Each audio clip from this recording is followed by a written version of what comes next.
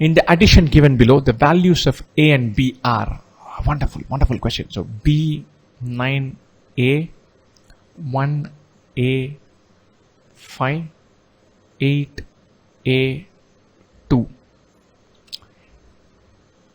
A plus 5 ends in 2. A plus 5 is 2. And something plus 5 cannot be 2. That means this is 12. And so this should become 12. And wonderful. So this has to become 12. A has to be 7. That's the only possibility.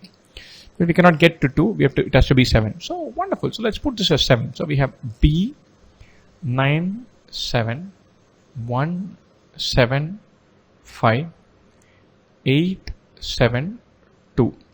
7 plus 5 12 2 1 9 plus 1 10 plus 7 17 7 1 1 plus B plus 1 is 8, or B should be 6.